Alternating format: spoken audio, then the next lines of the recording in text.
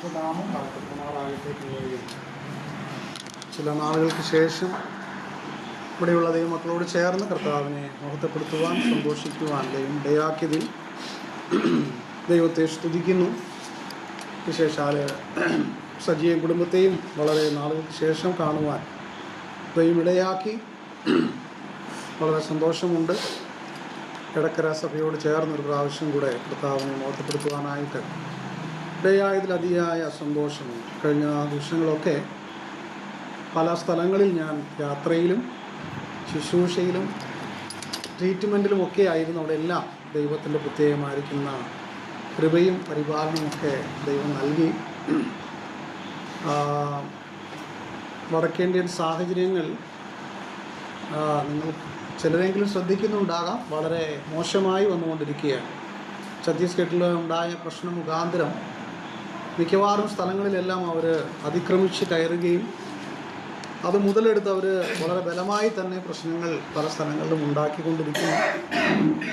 പല ഭവനങ്ങളിലും ചർച്ചുകളിലും അവർ കടന്ന് ആക്രമിക്കുന്നുണ്ട്. പ്രത്യേകം ദൈവജനം പ്രാർത്ഥിക്കുക.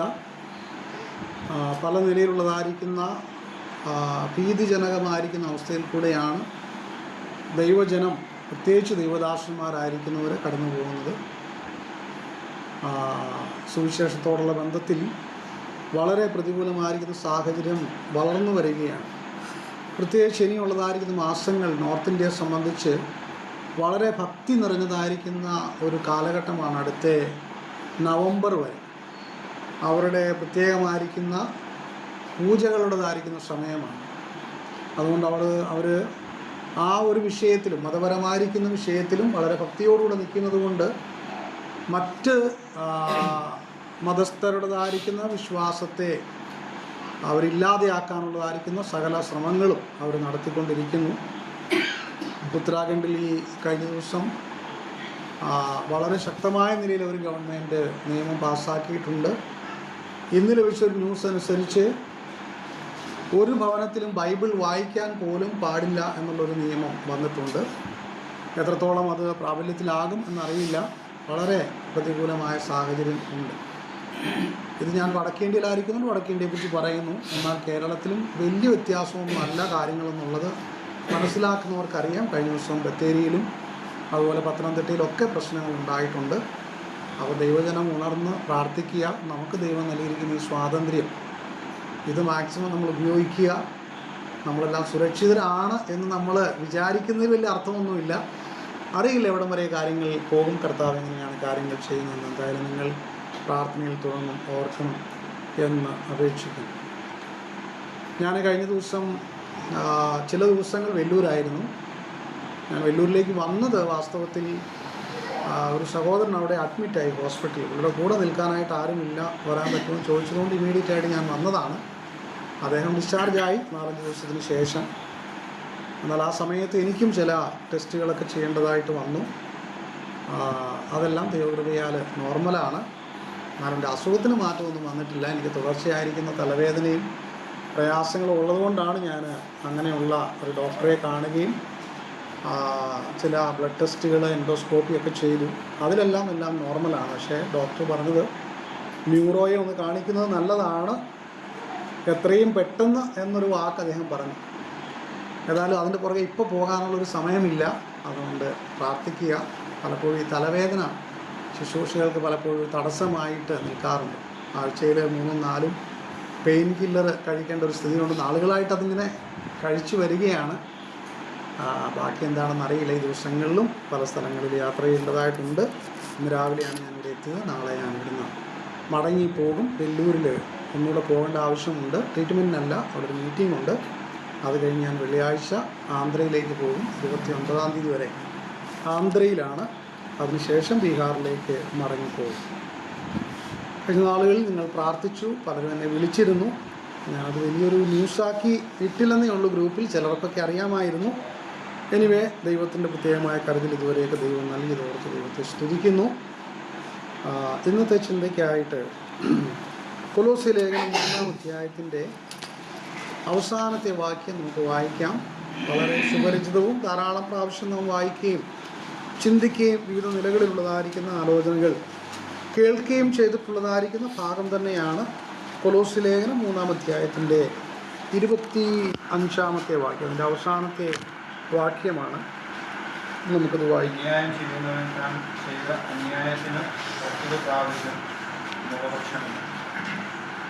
ഈ വാക്യം വായിച്ചപ്പോൾ തന്നെ ഏകദേശം എന്താണ് സന്ദേശം വരാൻ സാധ്യത എന്നുള്ളൊരു ഊഹം പോയിട്ടുണ്ടാകാം.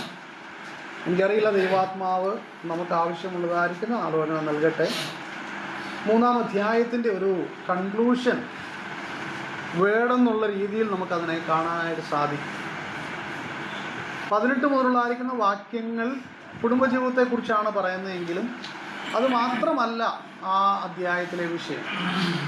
1 മുതലുള്ളതായിരിക്കുന്ന ആ വാക്യങ്ങളിൽ നാം വായിക്കുമ്പോൾ ധാരാളം കാര്യങ്ങൾ പൗലോസ് ക്രിസ്തീയ വിശ്വാസിയുടെ ജീവിതത്തിൽ അനുവർത്തിക്കേണ്ട, അനുസരിക്കേണ്ടുന്ന, ചെയ്തു തീർക്കേണ്ടുന്ന കാര്യങ്ങൾ പൗലോസ് ഓർപ്പിക്കുന്നുണ്ട്.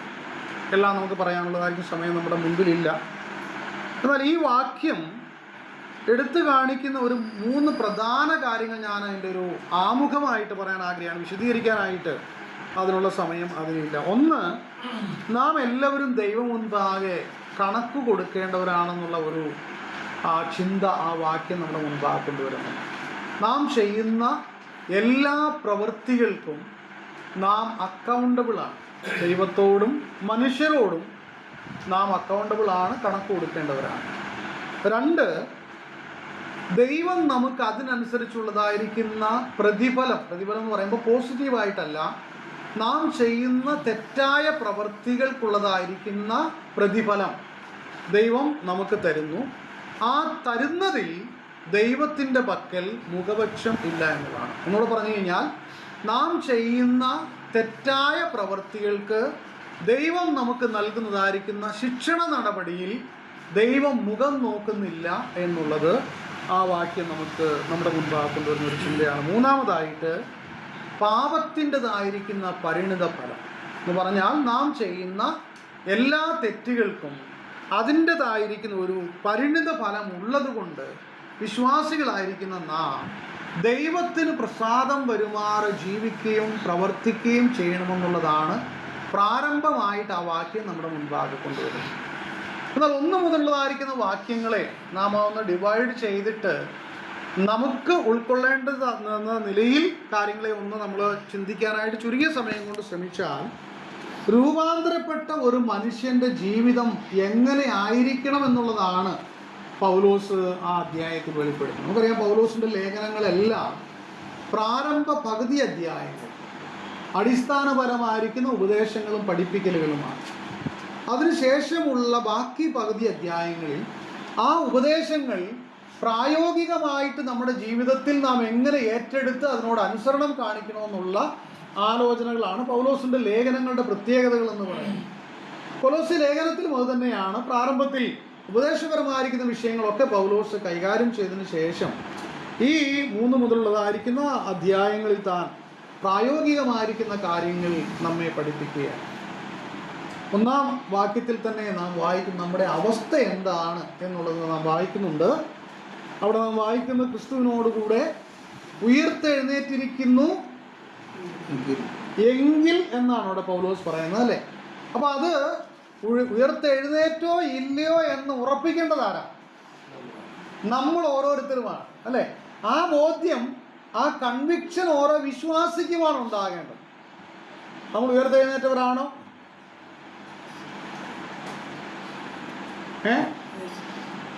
ഉയർത്തെഴുന്നേറ്റവരാണോന്നാ? എവിടെയാണ് നമ്മൾ വായിക്കുന്നത്? നമുക്കിനി ഒരു പുനരുദ്ധാനം സംഭവിക്കാൻ പോകുന്നുണ്ട്. അത് കർത്താവിൻ്റെ വരവെങ്കിൽ അല്ലെങ്കിൽ നമ്മുടെ മരണത്തിന് ശേഷം നടക്കാം. എന്നാൽ നാം ഇന്നായിരിക്കുന്ന ആത്മീക നിലവാരം എന്ന് പറയുന്നത് എഫേസ്യർ 2-ാം അധ്യായത്തിൽ നാം അത് വായിക്കുന്നുണ്ട്. നാം എവിടെയാ? ക്രിസ്തുവിനോടുകൂടെ പറഞ്ഞു, അതിക്രമങ്ങളാലും പാപങ്ങളാലും മരിച്ചവരായിരുന്നു നമ്മെ അവൻ ക്രിസ്തുവിനോടുകൂടെ ഉയർത്തെഴുന്നേൽപ്പിച്ച് എവിടെ ഇരുത്തിയിരിക്കുന്നു? സ്വർഗത്തിൽ ഇരുത്തിയിരിക്കുകയാണ്. അപ്പോൾ ആത്മീകമായിരിക്കുന്ന ഒരു ഉയർത്തെഴുന്നേൽപ്പ് നമുക്ക് സംഭവിച്ചിരിക്കുകയാണ് എന്ന് പറഞ്ഞാൽ, കൊരിന്ത്യത്തിൽ നാം വായിക്കുന്നത്, ഒരുവൻ ക്രിസ്തുവിലായാൽ അവൻ പുതിയ സൃഷ്ടി എന്നുള്ള അനുഭവത്തിലേക്ക് വന്നവരാണ് നാം. ആ അനുഭവത്തിലേക്ക് വന്നവരാണോ ഇല്ലയോ എന്നുള്ളൊരു ഉറപ്പ് ഉണ്ടാകേണ്ടത് ആർക്കാണ്? എനിക്കുണ്ടാകണം, നമുക്ക് ഓരോരുത്തർക്കും ഉണ്ടാകണം. അവിടെയാണ് നമ്മുടെ രക്ഷയുടെ മേലുള്ളതായിരിക്കുന്ന ചോദ്യം വരുന്നത്. വാസ്തവമായി ഞാൻ രക്ഷിക്കപ്പെട്ടവനാണോ? ആ കൺവിക്ഷൻ എനിക്കുണ്ടാകണം. ആ രക്ഷയുടെ നിശ്ചയത, അതിൻ്റെ ഉറപ്പൊരു വിശ്വാസിക്കുണ്ടായിരിക്കും.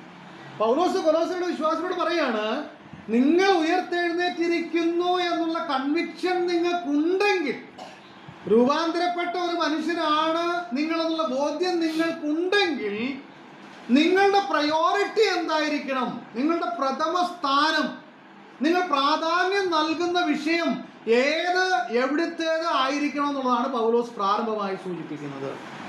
രൂപാന്തരപ്പെട്ട, രക്ഷിക്കപ്പെട്ട, ഉയർത്തെഴുന്നേറ്റു എന്ന് വ്യക്തമായി ബോധ്യമുള്ള ഒരു ദൈവ പൈതൽ, ഞാൻ ക്രിസ്തുവിൽ പുതിയ സൃഷ്ടിയാണ് എന്ന് വ്യക്തമായി ബോധ്യമുള്ള ഒരു മനുഷ്യൻ, ഒരു വിശ്വാസിയായിരിക്കുന്ന ദൈവ പൈതൽ, അവൻ കൊടുക്കേണ്ടുന്ന പ്രാധാന്യം ഏതിനല്ല, ഏതിനാണ്? ഏതിനല്ല? പറഞ്ഞോ? ഞാൻ പുതിയതൊന്നും പറയുന്നില്ല, പറഞ്ഞാൽ മതി, നിങ്ങൾ സഹകരിച്ചാൽ മതി. ഏതിനല്ല? ഈ ലോകത്തിലുള്ളതിന് അല്ല. പിന്നെ ഏതിനാണ്? ഏതിനായിരിക്കണം? ഉയരത്തിലുള്ള സ്വർഗീയമായതായിരിക്കണം. എന്ന് പറയാൻ നമുക്ക് ലോകത്തിൽ വീട് വേണ്ടെന്നോ, വണ്ടി വേണ്ടെന്നോ, ജോലി വേണ്ടെന്നോ, പൈസ വേണ്ടെന്നോ, വിദ്യാഭ്യാസം വേണ്ടെന്നോ, ഇതൊന്നും അല്ല അതിൻ്റെ അർത്ഥം. പിന്നെ ഇതൊക്കെ നമ്മളോട് കൂടെ ഉള്ളപ്പോഴും നമ്മുടെ ജീവിതത്തിൻ്റെ ലക്ഷ്യവും പ്രാധാന്യവും എന്തായിരിക്കണം? നിലനിൽക്കുന്ന ആത്മീകമായിരിക്കുന്ന വിഷയങ്ങളായിരിക്കണം, നിത്യമായിരിക്കുന്ന വിഷയങ്ങളായിരിക്കണം, സ്വർഗീയമായിരിക്കുന്ന വിഷയങ്ങളുടെ മേൽ ഫോക്കസ് ചെയ്ത് നാം നമ്മുടെ നോട്ടമിട്ട് ഈ ലോകത്തിൽ നാം ജീവിക്കണം. ഞാൻ ജോലി ചെയ്യുമ്പോഴും, ഞാൻ പൈസ ഉണ്ടാക്കുമ്പോഴും, ഞാൻ ഏതെല്ലാം കാര്യങ്ങൾ ചെയ്യുമ്പോഴും രൂപാന്തരപ്പെട്ട ഒരു മനുഷ്യന്റെ ലക്ഷ്യമെന്ന് പറയുന്നത് നിത്യമായി നിലനിൽക്കുന്ന കാര്യങ്ങൾക്ക് വേണ്ടിയായിരിക്കണം എന്നുള്ളതാണ് ഒന്നാമത്തെ കാര്യം പൗലോസ് പറയുന്നത്. ഇനി രണ്ടാമത്തെ കാര്യം 5-ാം വാക്യം നമുക്കൊന്ന് വായിക്കാം. 5-ാം വാക്യം, ആകയാൽ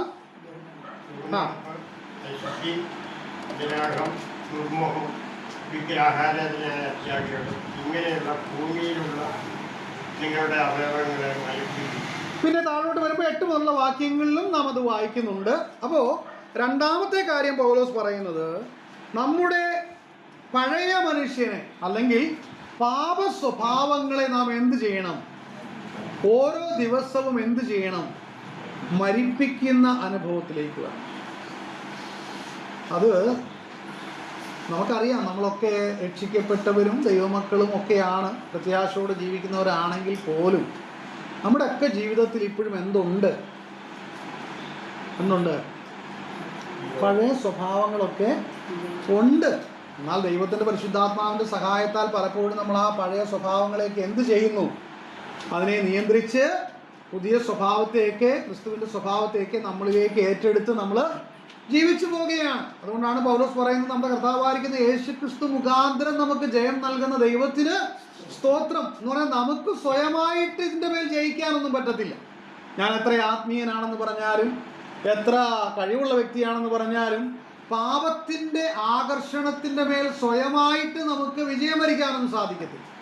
അവിടെയാണ് കർത്താവായിരിക്കുന്ന യേശു ക്രിസ്തുവിൻ്റെ ആവശ്യം, ദൈവത്തിൻ്റെ പരിശുദ്ധാത്മാവിൻ്റെ ആവശ്യം, ദൈവവചനത്തിൻ്റെ ആവശ്യം, മറ്റുള്ള ദൈവമക്കളുടെ പ്രാർത്ഥനയുടെ ആവശ്യം. അതൊക്കെ കൊണ്ടാണ് നാം പഴയ മനുഷ്യനെ അനുദിനം മരിപ്പിച്ചുകൊണ്ട് പുതിയ മനുഷ്യനെ ധരിച്ച്, ദൈവാനുരൂപമായി സൃഷ്ടിക്കപ്പെട്ട പുതിയ മനുഷ്യനെ ധരിച്ച് ജീവിക്കാനായിട്ട് നമുക്ക് ഇടയായിത്തീരുന്നു. എന്നാൽ പലപ്പോഴും സംഭവിക്കുന്ന കാര്യം, എവിടെയോ നമുക്ക് ദൈവം ആഗ്രഹിക്കുന്ന ആ അളവിലേക്ക് എത്തിച്ചേരാൻ കഴിയാതെ പഴയ സ്വഭാവങ്ങൾ, പഴയതായിരിക്കുന്ന ആ ജീവിതം പലപ്പോഴും ദൈവമക്കളായിരിക്കും നമ്മെ കൂടുതലായിട്ട് ആകർഷിക്കുകയും അങ്ങനെ നാം രക്ഷിക്കപ്പെട്ടവരായിരിക്കെ തന്നെ കൂടുതൽ പ്രാധാന്യം ജഡത്തിന് നൽകി ജഡീകന്മാരായിട്ട് നാം ജീവിച്ചു പോവുകയാണ്.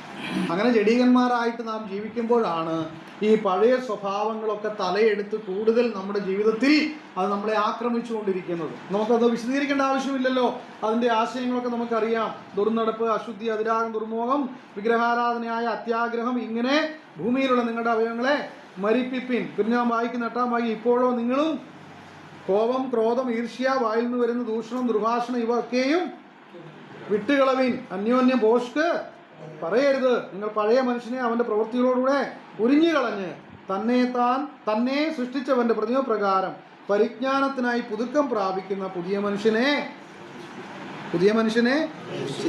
ധരിക്കുന്നുവല്ലോ എന്നാണ് എഴുതിയേക്കുന്നത്.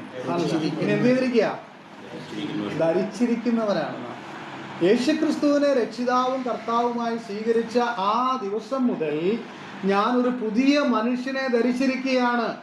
ഒരു പുതിയ സ്വഭാവം എന്നിലേക്ക് വന്നിരിക്കുകയാണ്. അതുകൊണ്ടാണ് കൊരിന്ത്യർ പറഞ്ഞത്, ഒരുത്തൻ ക്രിസ്തുവിലായാൽ പുതിയ സൃഷ്ടിയാണ്, പഴയത്. അത് ആത്മീകമായിരിക്കുന്ന ഒരു പൊസിഷനാണ്. ഫിസിക്കലി അല്ലെങ്കിൽ ശാരീരികമായിട്ട് അത് സംഭവിച്ചിട്ടില്ലെങ്കിലും ആത്മീകമായിട്ട് ആ ഒരു അനുഭവത്തിലേക്ക് നമ്മളെ ദൈവം എത്തിച്ചിരിക്കുകയാണ്. നമുക്കൊരു പുതിയ വസ്ത്രം ദൈവം നൽകിയിരിക്കുകയാണ്.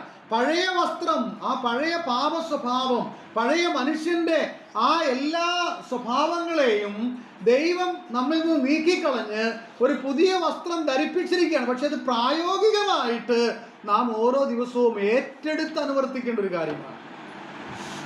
ആ ഒരു സാഹചര്യത്തിലേക്ക് ദൈവം നമ്മെ കൊണ്ടുവന്നു. ദൈവിക സ്വഭാവങ്ങളെ അനുദിനം നമ്മുടെ ജീവിതത്തിൽ ഏറ്റെടുത്ത് വിജയകരമായിരിക്കുന്ന ഒരു ക്രിസ്തീയ ജീവിതം നയിക്കുവാൻ കഴിയുന്ന ഒരു പന്താവിലേക്ക് ദൈവം ക്രിസ്തു മുഖാന്തരം നമ്മളെ കൊണ്ടുവന്നു.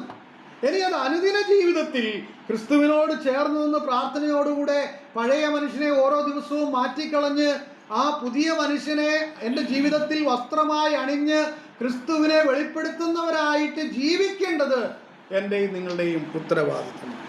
അതാണ് ഇവിടെ നമ്മൾ 12-ാമത്തെ വാക്യത്തിൽ നാം വായിക്കുന്നു. അതുകൊണ്ട് ദൈവത്തിൻ്റെ വൃതന്മാരും വിശുദ്ധന്മാരും പ്രിയരുമായി മനസ്സലിവ്, ദയ,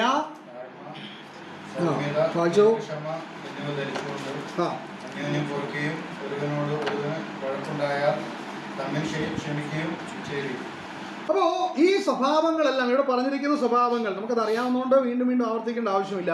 ഇതെല്ലാം ആരുടെ സ്വഭാവങ്ങളാണ് ശരിക്കും? മനസ്സലിവ്, ദയ, താഴ്മ, സൗമ്യത, ദീർഘക്ഷമ, ഇതൊക്കെ ആരുടെ സ്വഭാവമാണ് ശരിക്കും? ദൈവിക സ്വഭാവങ്ങളാണ്, അല്ലേ? പത്രോസ്ലേഖനമായി വായിക്കുന്നുണ്ട്, നാം ആ ദൈവിക സ്വഭാവത്തിന് എന്തായിത്തീരണം? കൂട്ടാളികളായിത്തീരണം. ഫിലിപ്പിയർ പൗലോസ് പറയുന്നുണ്ട്, ക്രിസ്തുയേശുവിലുള്ള ഭാവം തന്നെ നിങ്ങളിലും ഉണ്ടാകണം. അപ്പൊ ദൈവിക സ്വഭാവത്തെ ഒരു വസ്ത്രം ധരിക്കുന്നത് പോലെ നാം എന്ത് ചെയ്യണം? പ്രാക്ടിക്കൽ ജീവിതത്തിൽ, പ്രായോഗികമായ ജീവിതത്തിൽ നാം ധരിക്കണം. അതിന് സാക്രിഫൈസ് ആയിട്ട് നമ്മൾ ദൈവം മുൻപാകെ സമയം ചെലവഴിക്കേണ്ടതായിട്ട് വരും, പ്രാർത്ഥിക്കേണ്ടതായിട്ട് വരും, വേദപുസ്തകം വായിക്കേണ്ടതായിട്ട് വരും, വിശ്വാസവുമായിട്ടുള്ള കൂട്ടായ്മ ബന്ധം നമുക്ക് പ്രാധാന്യമുള്ളതായി തീരേണ്ടതായിട്ട് വരും. സൊസൈറ്റിയിൽ നാം ജീവിക്കുമ്പോൾ, കുടുംബത്തിൽ നാം ജീവിക്കുമ്പോൾ ഒരുപാട് തലങ്ങളിൽ നാം വിട്ടുവീഴ്ചയോടുകൂടെ ക്ഷമയോടുകൂടെ പലതും നമുക്ക് നഷ്ടമായി എന്ന് വരുന്ന അവസ്ഥയിലും ഞാനൊരു ദൈവ പൈതലാണ്, എനിക്ക് അങ്ങനെ പ്രവർത്തിച്ചുകൂടാ, അങ്ങനെ സംസാരിച്ചുകൂടാ എന്നുള്ള ആ ഒരു കാര്യം ഹൃദയത്തിൽ ഏറ്റെടുത്ത് ജീവിക്കേണ്ടതായിട്ട്. അപ്പോൾ ആ ദൈവിക സ്വഭാവത്തെ ഞാനൊരു വസ്ത്രം പോലെ ധരിച്ച് ആ ദൈവിക സ്വഭാവം എന്നിലേക്ക് ഞാൻ ആഗിരണം ചെയ്തിട്ട് അത് റിഫ്ലക്റ്റ് ചെയ്യുന്ന ഒരു ജീവിതമായിട്ട് എൻ്റെ ജീവിതം തീരണം. ഞാൻ അതിനകത്ത് 3 കാര്യങ്ങൾ പറയാൻ ആഗ്രഹിക്കുകയാണ്. ഒന്ന്, ക്രിസ്തുവിൻ്റെ സ്വഭാവത്തെ ആലിംഗനം ചെയ്യുക, അല്ലെങ്കിൽ ക്രിസ്തുവിൻ്റെ സ്വഭാവത്തോട് അനുരൂപരായി തീരുവാനുള്ള ഒരു ആത്മാർത്ഥമായിരിക്കുന്ന ആഗ്രഹം നമുക്കുണ്ടാകും. നമ്മളൊരു പാട്ട് പാടാറുണ്ട്, വലിയ പാട്ടാണ് നമ്മുടെ മലയാളത്തിലെ, യേശുവേ നിന്റെ രൂപമീ എൻ്റെ കണ്ണുകൾക്ക് എത്ര സൗന്ദര്യം. വേറെ പാട്ടുണ്ട്, യേശുവെ പോലെ ആകുവാൻ. നമ്മൾ പാടാറുണ്ട്. പക്ഷെ എത്രത്തോളം ഹൃദയത്തിൻ്റെ ഉള്ളിൽ നിന്ന് നമുക്ക് ആ യേശുവിൻ്റെ രൂപവും യേശുവിൻ്റെതായിരിക്കുന്ന സ്വഭാവത്തിലേക്കും അതുപോലെ ആയിത്തീരണം, എനിക്ക് അങ്ങനെ ഒരു ജീവിതം ആവശ്യമാണെന്നുള്ള വലിയ ആകാംക്ഷയോടെ താല്പര്യത്തോടുകൂടെ നാം അതിനുവേണ്ടി പ്രാർത്ഥിക്കാറും ശ്രമിക്കാറുമുണ്ട് എന്നുള്ളതാണ്. അപ്പോൾ ഇത് ക്രിസ്തുവിൻ്റെ സ്വഭാവത്തിലേക്ക് നാം തത്തുല്യരായി തീരാൻ നമുക്കിടയായി തീരണം. 2, ആ ക്രിസ്തുവിൻ്റെ സ്നേഹം മറ്റുള്ളവരിലേക്ക് റിഫ്ലക്റ്റ് ചെയ്യാൻ, പകരപ്പെടുവാനായിട്ട് അല്ലെങ്കിൽ പകർന്നു കൊടുക്കുവാനായിട്ട് നമുക്ക് കഴിയണം. ക്രിസ്തുവിൻ്റെ സ്നേഹത്താൽ മറ്റുള്ളവരെ സ്നേഹിക്കാൻ നമുക്ക് കഴിയും. ഇവിടെ ഈ കരുണയും ദയയും മനസ്സലിവും ദീർഘക്ഷമയൊക്കെ നമ്മളോട് പറയുമ്പം ഇതൊക്കെ നമ്മൾ ആരോട് കാണിക്കേണ്ടതാ? ആരോടാ ഇതൊക്കെ കാണിക്കേണ്ടത്? നമ്മൾ ദൈവത്തോടാണ്. പിന്നെ ആരോടാ? നമ്മുടെ കൂട്ടുവിശ്വാസികളോടാണ്, അല്ലെ? നമ്മൾ ഇടപെടുന്നതായിരിക്കുന്ന മേഖലകളിലാണ്. അതിനകത്ത് കേവലം കൂട്ടുവിശ്വാസിയല്ല, നാം ഇടപെടുന്ന എല്ലാ മേഖലകളിലും ഈവൻ അവർ അവിശ്വാസിയാണെങ്കിൽ പോലും ഈ ക്രിസ്തീയ സ്വഭാവം, ഗുണങ്ങളാണ് നമ്മുടെ ജീവിതത്തിൽ നിന്ന് വെളിപ്പെടുവാൻ ആവശ്യമായിരിക്കും. 3, പരസ്പരമുള്ളതായിരിക്കുന്ന ഒരു സ്ട്രോങ് ആയിട്ടുള്ളതായിരിക്കുന്ന വളരെ ശക്തമായിരിക്കുന്ന ഒരു റിലേഷൻഷിപ്പ് നമ്മൾ മെയിൻറ്റെയിൻ ചെയ്യേണ്ടത് ആവശ്യമാണ്. അങ്ങനെ ചെയ്യണമെങ്കിൽ നമുക്ക് എന്ത് സാധിക്കണം? സ്നേഹത്തിൽ അന്യോന്യം പൊറുക്കാൻ കഴിയും. ആ സ്നേഹത്തിൽ അന്യോന്യം പൊറുക്കുന്ന ഒരു രംഗം വന്നാൽ മാത്രമേ പരസ്പരമുള്ളതായിരിക്കുന്ന ശക്തമായിരിക്കുന്ന ഒരു റിലേഷൻഷിപ്പ് നമുക്ക് മെയിൻറ്റെയിൻ ചെയ്യാൻ കഴിയും. അപ്പോൾ ആ ക്രിസ്തുവിൻ്റെ സ്വഭാവങ്ങൾ നമ്മുടെ ജീവിതത്തിലേക്ക് ഉണ്ടാകേണ്ടത് ആവശ്യമാണ്. പൗലോസ് പറയാണ്, ഇതെല്ലാം രൂപാന്തരപ്പെട്ട ഒരു മനുഷ്യൻ്റെ ജീവിതത്തിൽ വിളങ്ങേണ്ട കാര്യങ്ങളാണ്. രൂപാന്തരപ്പെട്ടതായിരിക്കുന്ന ഒരു മനുഷ്യൻ്റെ പ്രത്യേകതകളാണ്. വീണ്ടും നമ്മൾ താഴോട്ട് പോകുമ്പോൾ അതിൻ്റെ 16-ാം വാക്യത്തിൽ നമുക്ക് വായിക്കാം. 16-ാമത്തെ വാക്യം, 3-ാം അധ്യായത്തിൻ്റെ 16-ാം വാക്യം. സങ്കീർത്തനങ്ങളാലും സ്തുതികളാലും ആത്മീയ ഗീതങ്ങളാലും തമ്മിൽ പഠിപ്പിച്ചും ബുദ്ധി ഉപദേശിച്ചും നന്ദിയോടെ നിങ്ങളുടെ ഹൃദയത്തിൽ ദൈവത്തിന് പാടിയും ഇങ്ങനെ ക്രിസ്തുവിന്റെ വചനം ഐശ്വര്യമായി സകല ജ്ഞാനത്തോടും നിങ്ങളിൽ വസിക്കട്ടെ. അവിടെ പൗലോസ് പറഞ്ഞത് അവസാനിപ്പിക്കുന്നത് ക്രിസ്തുവിന്റെ വചനം ഐശ്വര്യമായി ധാരാളമായി എന്ത് സംഭവിക്കണം? നിങ്ങളുടെ ഹൃദയത്തിൽ വസിക്കണം. അപ്പോൾ രക്ഷിക്കപ്പെട്ട, രൂപാന്തരപ്പെട്ട, ക്രിസ്തുവിനോടുകൂടെ ഉയർത്തെഴുന്നേറ്റിരിക്കുന്നു എന്ന് ബോധ്യമുള്ള ഒരു വിശ്വാസിയെ സംബന്ധിച്ച് അവൻ ദൈവവചനത്തിന് ധാരാളം പ്രാധാന്യം നൽകി ജീവിക്കുന്ന ഒരുവനായിരിക്കും. ക്രിസ്തുവിൻ്റെ വചനം ഐശ്വര്യമായി നിങ്ങളിൽ വസിക്കട്ടെ എന്ന് പറയുമ്പോൾ ആ വചനം നാം വായിക്കുകയും അത് പഠിക്കുകയും അത് ധ്യാനിക്കുകയും ആ വചനത്തെ അനുസരിക്കുവാനായിട്ട് നമ്മളെ ഏൽപ്പിച്ചു കൊടുക്കുകയും ചെയ്യണം. നമുക്ക് പലപ്പോഴും പ്രയാസങ്ങളും പ്രശ്നങ്ങളൊക്കെ ഉണ്ടാകുന്നതിൻ്റെ കാരണം വചനം അറിയത്തില്ലാത്തത് കൊണ്ടല്ല, അല്ലേ? നമ്മുടെ മധ്യത്തിൽ നല്ല ടീച്ചേഴ്സ് ഇല്ലാഞ്ഞിട്ടാണ്. വേർപാടുകാർക്കുള്ള അത്ര നല്ല ടീച്ചേഴ്സ് ലോകത്തിൽ ഒരു മറ്റ് സംഘടനകളിലും ഇല്ല. അത്രയ്ക്ക് ടോപ്പ് ടീച്ചിങ് ആണ് നമ്മളൊക്കെ ദൈവവചനം വായിക്കുന്നത്. നമുക്ക് വചനം അറിയത്തില്ലാഞ്ഞിട്ടില്ല, പിന്നെ എന്താ പ്രശ്നം? അറിയുന്ന വചനത്തോട് നാം അനുസരണം കാണിക്കുന്നതിൽ പലപ്പോഴും എന്ത് ചെയ്യുന്നു? പുറകിലോട്ട് നാം പോകുന്നു.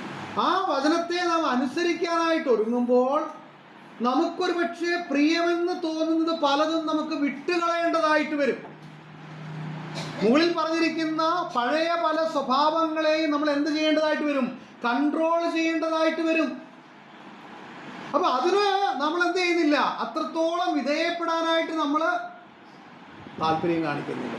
താൽക്കാലികമായിരിക്കുന്ന ഒരു പക്ഷേ സുഖത്തിന് വേണ്ടി, സാറ്റിസ്ഫാക്ഷന് വേണ്ടി, താല്പര്യം സാധിക്കുന്നതിന് വേണ്ടി, സ്വാർത്ഥമായ ചില കാര്യങ്ങൾ നേടിയെടുക്കുന്നതിന് വേണ്ടി പലപ്പോഴും നാം പഴയ മനുഷ്യനെ കൂട്ടുപിടിക്കുന്നതായിരിക്കുന്ന അനുഭവമാണ്. പഴയ സ്വഭാവത്തെ നാം കൂട്ടുപിടിച്ച് മുൻപോട്ട് പോകുമ്പോൾ സംഭവിക്കുന്ന കാര്യം, ഈ ദൈവവചനത്തിന് നമ്മുടെ ജീവിതത്തിൽ സ്വാധീനമില്ലാതെ വരികയാണ്. ഈ ദൈവവചനത്തിന്റെ ശക്തി നമുക്ക് അനുഭവിച്ചറിയാൻ കഴിയാതെ പോകുന്നു. വചനം വായിക്കുന്നുണ്ട്, വചനം നാം കേൾക്കുന്നുണ്ട്, അതിലെ ആശയങ്ങളൊക്കെ നല്ലതെന്ന് നമ്മുടെ മനസ്സ് പറയുന്നുണ്ട്. പക്ഷേ അതിനെ അനുസരിക്കുവാനായിട്ട് ഒരുങ്ങുമ്പോൾ നമ്മുടെ ജീവിതത്തിൻ്റെ പല മേഖലകളിലും പലതും നമുക്ക് നഷ്ടമായിട്ട് തീരും. ആ നഷ്ടം സഹിക്കാനായിട്ട് നാം റെഡിയല്ല. കർത്താവ് പറഞ്ഞു, എന്നെ അനുഗമിക്കാൻ ഒരുത്തൻ ആഗ്രഹിക്കുന്നുണ്ടെങ്കിൽ, ഇച്ഛിക്കുന്നുണ്ടെങ്കിൽ എന്ത് ചെയ്യണം? അവൻ സകലവും ത്യജിക്കണം, മാത്രമല്ല തന്നെത്താൻ ത്യജിക്കണം. ത്യജിച്ചാൽ മാത്രം മതിയോ? പിന്നെ എന്ത് ചെയ്യണം? ക്രൂശ് എടുത്തിട്ട് എന്ത് ചെയ്യണം? അപ്പൊ ത്യജിച്ചാൽ മാത്രം പോരാ, പിന്നെ ആ ത്യാഗത്തോടുകൂടെ തന്നെ മുൻപിൽ മറ്റെന്തുണ്ടോ ഒരു ക്രൂശിന്റെ അനുഭവം എന്ന് പറഞ്ഞാൽ, നമുക്കറിയാം കർത്താവ് ക്രൂശിന് വന്ന് യെരൂശലേമിൽ കൂടെ ജനങ്ങളുടെ നടുവിൽ കൂടെ മുൻപോട്ട് പോകുമ്പോൾ അത് ഒരു വലിയ ഹീറോയിസമായിട്ടല്ല ആരും കണ്ടത്. അവനെ ആരും പ്രശംസിക്കുകയല്ല ചെയ്യുന്നത്, മറിച്ച് ആ കാണുന്ന ജനങ്ങളുടെ എല്ലാം മുൻപിൽ കർത്താവ് ആരാ? ആ സമയത്ത് ആ പ്രദേശത്തെ ഏറ്റവും നീചനായിരിക്കുന്ന ഒരു മനുഷ്യനായിട്ടാണ് കണ്ടത്. അപ്പൊ അതിനകത്ത് അപമാനമുണ്ട്, നിന്ദയുണ്ട്, പരിഹാസമുണ്ട്. അപ്പോൾ ഈ ഒരു ക്രൂശിന്റെ അനുഭവത്തിൽ കൂടെ കടന്നു പോകാനായിട്ട് ഒരു വിശ്വാസി ഒരുക്കമായെങ്കിൽ മാത്രമേ ഈ പറഞ്ഞ കാര്യങ്ങളൊക്കെ നമ്മുടെ ജീവിതത്തിൽ അനുഗ്രഹമായിട്ട് വരികയുള്ളൂ. പലപ്പോഴും നാം അതിൽ പിന്മാറുന്നവരാണ്. പലപ്പോഴും സ്വാർത്ഥമായ ചില നേട്ടങ്ങൾക്ക് വേണ്ടി ദൈവവചനത്തിന് വിരുദ്ധമായിട്ട് നാം ജീവിക്കുകയും ചിന്തിക്കുകയും സംസാരിക്കുകയും ചെയ്യുന്നവരാണ്. അപ്പോൾ ഇവിടെ പൗലോസ് അപ്പോസ്തലൻ ഈ 1 മുതലുള്ള വാക്യങ്ങളിൽ ധാരാളം കാര്യങ്ങൾ പറഞ്ഞ് 18 മുതലായിരിക്കുന്ന വാക്യങ്ങളിലേക്ക് വരുമ്പോൾ ഇത് റിഫ്ലക്റ്റ് ചെയ്യേണ്ട അടുത്ത മേഖല പറയുകയാണ്. എവിടെയാണ്? 18 മുതലുള്ള വാക്യങ്ങളിൽ ഭാര്യമാരോട് പറയുന്നു, ഭർത്താക്കന്മാരോട് പറയുന്നു, മാതാപിതാക്കന്മാരോട് പറയുന്നു, മക്കളോട് പറയുന്നു, ദാസന്മാരോട് പറയുന്നു, യജമാനന്മാരോട്. അപ്പോൾ ഒരു കുടുംബത്തിനകത്തേക്ക് ഈ പറഞ്ഞ കാര്യങ്ങളെല്ലാം എന്ത് ചെയ്യണം? വരണം. ഈ പഴയ മനുഷ്യനെ ഉപേക്ഷിക്കുന്നതിൽ, പഴയ സ്വഭാവത്തെ ഉപേക്ഷിക്കുന്നതിൽ സഭയ്ക്കകത്ത് മാത്രം പോരാ, പിന്നെ എവിടെയും വേണം, ഇല്ലേ? ഒരു ഭർത്താവ് എന്നുള്ള നിലയിൽ എൻ്റെ ജീവിതത്തിൽ പഴയ സ്വഭാവങ്ങളുണ്ട്. ഒരു ഭാര്യ എന്നുള്ള നിലയിൽ എൻ്റെ ഭാര്യയുടെ ജീവിതത്തിൽ പഴയ സ്വഭാവങ്ങളുണ്ട്. മക്കളെന്നുള്ള നിലയിൽ മക്കളുടെ ജീവിതത്തിലുണ്ട്. അപ്പോൾ രക്ഷിക്കപ്പെട്ട ഓരോ ദൈവമക്കളും അവർ കേവലം സഭയിൽ മാത്രമല്ല, സമൂഹത്തിൽ മാത്രമല്ല, അവർ അതിനൊക്കെ മുൻപേ ഒരു കുടുംബത്തിൻ്റെ അംഗമാണ്. ആ കുടുംബത്തിനകത്തും ഈ രക്ഷിക്കപ്പെട്ടതായിരിക്കുന്ന, രൂപാന്തരപ്പെട്ടതായിരിക്കുന്ന ഒരു മനുഷ്യന്റെ വ്യത്യസ്തത അല്ലെങ്കിൽ ആ സ്വഭാവം, ആ ഗുണം പ്രകടമാകണം എന്നുള്ളത് പൗലോസ് പറയുകയാണ്. പ്രിയമുള്ളവരെ, നമുക്കറിയാം ഇന്ന് പിശാച് വളരെയധികം തകർക്കാൻ ആഗ്രഹിക്കുന്ന ക്രിസ്തീയ കുടുംബങ്ങളെ തകർത്ത് കളഞ്ഞാൽ ഈസി ആയിട്ട് അവന് ആരെ തകർക്കാം? ആ സ്ഥലം സഭയെ തകർക്കാം. ദൈവസഭയെ തകർക്കാൻ പറ്റുമെന്ന് പറയാൻ പറ്റത്തില്ല. കാരണം കർത്താവ് തന്നെ പറഞ്ഞേക്കും, ദൈവസഭയെ ആർക്ക് തകർക്കാൻ പറ്റത്തില്ല? പാതാള ഗോപുരങ്ങൾക്ക് ജയിക്കാൻ പറ്റത്തില്ല. പക്ഷേ ഒരു കുടുംബം, ഇടക്കരയുള്ളതായിരിക്കുന്ന ഒരു കുടുംബം, എൻ്റെ കുടുംബം ദൈവവചനപ്രകാരമല്ല മുൻപോട്ട് പോകുന്നതെങ്കിൽ എൻ്റെ ആ ജീവിത ശൈലി എടക്കര സ്ഥലം സഭയെ ബാധിക്കും. ഞാൻ പാറ്റ്നയിലായിരിക്കുമ്പോൾ എൻ്റെ ജീവിതം ദൈവവചനപ്രകാരം അല്ലെങ്കിൽ പാറ്റ്നയിലുള്ള സ്ഥലം സഭയുടെ എല്ലാ ആക്ടിവിറ്റീസിനെയും ബാധിക്കും. അപ്പോൾ പിശാച് എന്താ ചെയ്യുന്നത്? പിശാച് ഡയറക്റ്റ് സഭയെ അല്ല അറ്റാക്ക് ചെയ്യുന്നത്. പിന്നെന്താ ചെയ്യുന്നത്? പിശാച് കുടുംബങ്ങളെ അറ്റാക്ക് ചെയ്യുക. അപ്പോൾ ഞാൻ എൻ്റെ വാക്കുകൾ അധികം നീട്ടിക്കൊണ്ടാണ്, സമയം നമ്മുടെ മുമ്പാകെയില്ലല്ലോ. പ്രിയമുള്ളവരെ, ഈ ഭാഗത്തിൽ പൗലോസ് പറയുകയാണ്, നമ്മൾ മനസ്സിലാക്കേണ്ട ഒന്നാമത്തെ കാര്യം, ഞാൻ രക്ഷിക്കപ്പെട്ട് ക്രിസ്തുവിനോടുകൂടെ ഉയർത്തെഴുന്നേറ്റിരിക്കുന്ന ഒരുവനാണ്. ആ വ്യക്തമായ ബോധ്യം ഒരു ദൈവ പൈതലിനുണ്ടാകും. അപ്പോൾ അങ്ങനെ ആ ബോധ്യത്തിൽ അവൻ ജീവിക്കുമ്പോൾ അവൻ്റെ പ്രയോറിറ്റി, അവൻ്റെ പ്രാധാന്യം മാറുകയാണ്. അവൻ്റെ പ്രാധാന്യം എന്താണ്?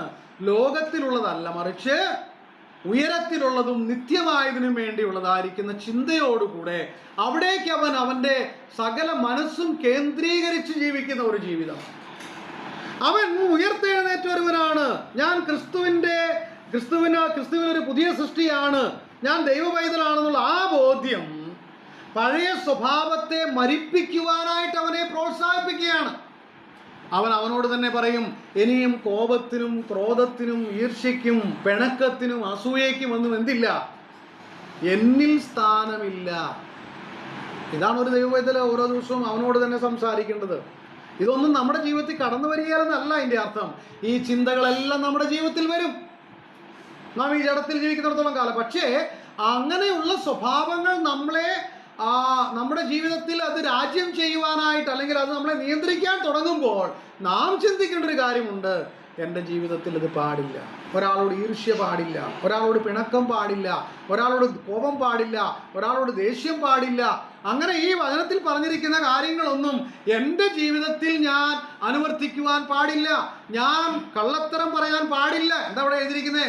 ഓരോരുത്തരും എന്ത് ചെയ്യണമെന്നാ? ഭോഷ്ക് ഉപേക്ഷിച്ച് എന്ത് ചെയ്യണം? സത്യം സംസാരിക്കണം. സാഹചര്യം വരുമ്പോൾ അത്യാവശ്യം കള്ളം പറയാമെന്നുള്ള പഠിപ്പിക്കലല്ല വേദപുസ്തകം പഠിപ്പിക്കുന്നത്. പിന്നെയോ ഭോഷ്ക് എന്ത് ചെയ്യണം? രക്ഷിക്കണം. അപ്പോൾ രക്ഷിക്കപ്പെട്ടു എന്ന് ബോധ്യമുള്ളതായിരിക്കും ഒരു ദൈവ പൈതൽ അവൻ്റെ ജീവിതത്തിൻ്റെ എല്ലാ മേഖലകളെയും ക്രമീകരിച്ചു പോകുന്ന ജീവിതം. എന്നോട് ചുരുക്കി ഇങ്ങനെ പറയട്ടെ, പൗലോസ് പറയുകയാണ്, ഹൃദയത്തിൽ ദൈവത്തിൻ്റെ വചനം ഐശ്വര്യമായിട്ട് വസിക്കുക എന്ന് പറഞ്ഞാൽ ഒരു ദൈവ പൈതലിൻ്റെ ജീവിതത്തിൻ്റെ എല്ലാ മേഖലയും നിയന്ത്രിക്കേണ്ടത് എന്താ? ദൈവവചനം. ദൈവവചനത്താൽ നിറയപ്പെട്ട ഒരു ജീവിതം, ദൈവവചനത്താൽ നിയന്ത്രിതമായിരിക്കുന്ന ഒരു ജീവിതം. അതിനെന്ത് ചെയ്യണം? ദൈവവചനം വായിക്കണം, അത് ധ്യാനിക്കണം, അത് പഠിക്കണം. നമ്മൾ എത്ര പേരത് ചെയ്യുന്നുണ്ട്? ഇത് നമ്മളോട് തന്നെ ചോദിക്കേണ്ട ഒരു ചോദ്യമാണ്. ഇനി നമ്മൾ അതിലെ കാര്യങ്ങൾ മനസ്സിലാക്കിയത് കൊണ്ട് മാത്രം കാര്യമായില്ല. ഞാൻ ആദ്യം ഓർപ്പിച്ച പോലെ തന്നെ അതിനെ അനുസരിക്കുവാനായിട്ട് ഞാൻ എന്നെ തന്നെ വിധേയപ്പെടുത്തി കൊടുക്കണം. അവിടെ നമുക്ക് ചില നഷ്ടങ്ങൾ ഉണ്ടായെന്ന് വരാം, മറ്റുള്ളവർ നമ്മെ വേറെ നിലയിൽ കണ്ടെന്ന് വരാം. പക്ഷേ എന്നോടുള്ള ബന്ധത്തിൽ ദൈവം ആഗ്രഹിക്കുന്ന കാര്യം ആ വചനപ്രകാരം ഞാൻ അതിനെ അനുസരിച്ച് മുൻപോട്ട് പോവുക എന്നുള്ളതാണ്. എന്നിട്ടാണ് താഴെ പൗലോസ് കൺക്ലൂഡ് ചെയ്യുന്നത്. പൗലോസ് എന്താ കൺക്ലൂഡ് ചെയ്യുന്നത്? നമ്മൾ ആദ്യം വായിച്ച വാക്യം, അന്യായം ചെയ്യുന്നവൻ എന്ത് ചെയ്തോണം? ശ്രദ്ധിക്കണം. ഞാൻ ആ വാക്ക് ഇംഗ്ലീഷിൽ നോക്കുമായിരുന്നു. നമുക്ക് വളരെ ലളിതമായി മനസ്സിലാക്കാവുന്ന വാക്ക് തന്നെ അവിടെ ഉപയോഗിച്ചിരിക്കുന്നത്. വൺ ഹൂ ഡസ് റോങ്, തെറ്റായ കാര്യങ്ങൾ ചെയ്യുന്നു എന്ന് പറഞ്ഞാൽ എന്താ അവിടെ പൗലോസ് ഉദ്ദേശിക്കുന്ന തെറ്റായ കാര്യങ്ങൾ? ഈ ഒന്നാം വാക്യം മുതൽ പൗലോസ് ഏത് വിഷയത്തെയാണോ സംസാരിച്ചു വരുന്നത് അതിന് വിരുദ്ധമായി ഒരു ദൈവപൈതലിന്റെ ജീവിതത്തിൽ സംഭവിക്കുന്നതെല്ലാം എന്താ? തെറ്റായ കാര്യങ്ങൾ. വ്യക്തിപരമായിക്കൊള്ളട്ടെ, കുടുംബപരമായിക്കൊള്ളട്ടെ, സമൂഹത്തോട് ബന്ധത്തിലായിക്കൊള്ളട്ടെ, ദാസനോടായിക്കൊള്ളട്ടെ, യജമാനനായിക്കൊള്ളട്ടെ, മാതാപിതാക്കന്മാരോടാകട്ടെ, മക്കളോടാകട്ടെ, ഭാര്യയോടാകട്ടെ, ഭർത്താവിനോടാകട്ടെ, കൂട്ടു സഹോദരന്മാരോടാകട്ടെ, നാം ചെയ്യുന്ന കാര്യങ്ങളെല്ലാം വചനപ്രകാരമല്ല എങ്കിൽ അതെല്ലാം എന്താ? അന്യായമാണ്, തെറ്റായ കാര്യങ്ങളാണ്. ഒരു ദൈവവൈതലിൽ നിന്ന് ദൈവം ആഗ്രഹിക്കുന്ന കാര്യങ്ങളല്ല. അങ്ങനെ തെറ്റായ കാര്യങ്ങൾ നാം ചെയ്താൽ, ആ വാക്യം ഒന്നുകൂടെ വായിച്ച് നമുക്കിവിടെ അവസാനിപ്പിക്കാം. അന്യായം ചെയ്യുന്നവൻ താൻ ചെയ്ത അന്യായത്തിന് ഒത്തത്. അപ്പോൾ എന്നിട്ടാണ് അടുത്ത വാക്ക് പറയുന്നത്, എന്തില്ല? മുഖപക്ഷമില്ല. ആർക്ക് മുഖപക്ഷമില്ല? ദൈവത്തിന് മുഖപക്ഷമില്ല. ഏതിൽ മുഖപക്ഷമില്ല? അന്യായത്തിന് തക്കത് തിരികെ നൽകുന്ന വിഷയത്തിൽ എന്തില്ല? മുഖപക്ഷമില്ല. അപ്പൊ ഞാൻ ചെയ്തിരിക്കുന്ന കാര്യം, ചെയ്യുന്ന കാര്യം തെറ്റായ കാര്യമാണെങ്കിൽ ഞാൻ ആരാണെന്ന് നോക്കിയിട്ടല്ല ദൈവം എന്ത് ചെയ്യുന്നത്? പ്രതിഫലം നൽകുന്നത്.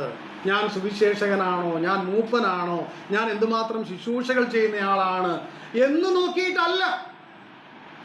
ദൈവം തൻ്റെ മക്കളെ ശിക്ഷിക്കുന്ന കാര്യത്തിൽ അത് എത്ര വലിയ ക്വാളിഫൈഡ് വ്യക്തിയാണെന്ന് പറഞ്ഞാലും, എത്ര ശ്രേഷ്ഠനാണെന്ന് പറഞ്ഞാലും, എത്ര ചെറിയ ആളാണെന്ന് പറഞ്ഞാലും എന്തിനാ മറുപടി ദൈവം നൽകുന്നത്?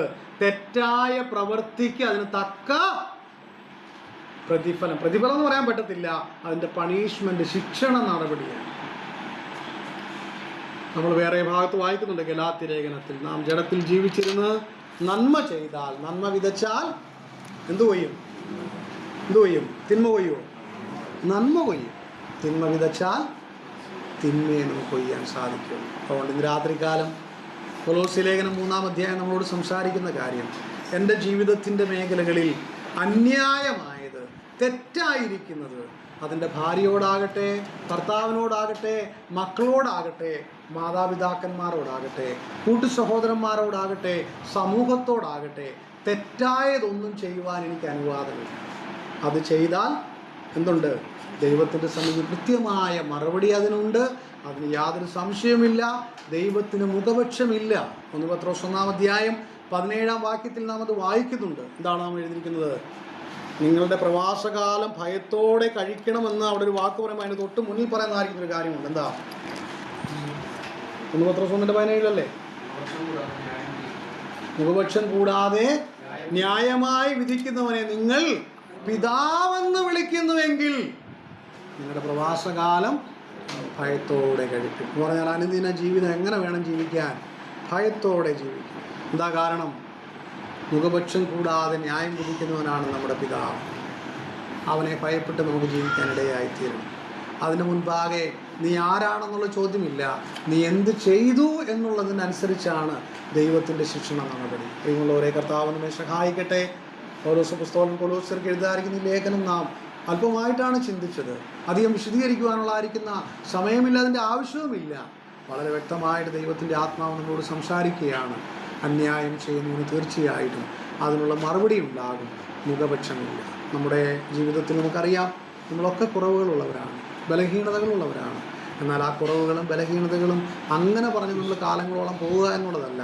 മറിച്ച് കർത്താവെ, തെറ്റിപ്പോയി, എന്നെ കൂടുതൽ നീ ക്രമീകരിക്കണം, കൂടുതൽ എന്നെ നീ ശുദ്ധീകരിക്കണം, കൂടുതൽ എന്നെ നിന്നോട് അടുപ്പിക്കണം, നിന്നോട് കൂടുതൽ ചേർന്ന് ജീവിക്കാനുള്ളതായിരിക്കുന്ന കൃപ നൽകണം, ഞങ്ങളുടെ ജീവിതത്തിലെ പരാജയങ്ങളൊക്കെ നീ ക്ഷമിക്കണം എന്ന് പറഞ്ഞ് ദൈവകരങ്ങളിൽ നാം വീഴുന്നുവെങ്കിൽ നമ്മെ എഴുന്നേൽപ്പിക്കുവാൻ, നമ്മെ ഉപയോഗിക്കുവാൻ, നമ്മെ മടക്കി വരുത്തുവാൻ, നമ്മെ അനുഗ്രഹിക്കുവാൻ നമ്മുടെ ദൈവം മതിയാകണം. അല്ല, നാം തെറ്റിൽ തുടരുകയാണ്, തീർച്ചയായിട്ടും ദൈവത്തിൻ്റെ ആത്മാവ് നമ്മെ പ്രബോധിപ്പിക്കുന്ന കാര്യം യാതൊരു മുഖപക്ഷവുമില്ല. അതിന് തക്കത് നാം പ്രാപിച്ചേ മതിയാകുകയുള്ളൂ. കർത്താവ് നമ്മെ സഹായിക്കട്ടെ. ഈ ചിന്തകൾ നമ്മുടെ ആത്മീയ ജീവിതത്തിന് അനുഗ്രഹമായി തീരട്ടെ, കുടുംബത്തിന് അനുഗ്രഹമായി തീരട്ടെ. വരുന്ന വർഷങ്ങളിൽ കർത്താവ് നമ്മെ ആക്കിയിരിക്കുന്ന ആക്കുന്ന സ്ഥാനത്ത് നമ്മുടെ പ്രാധാന്യം നിത്യവും ദൈവികവും ആത്മീയവുമായിരിക്കുന്ന കാര്യങ്ങളിൽ നമുക്ക് ശ്രദ്ധ കേന്ദ്രീകരിച്ച് ഈ ലോകത്തിലെ പ്രവാസകാലം നമുക്ക് ജീവിക്കാം.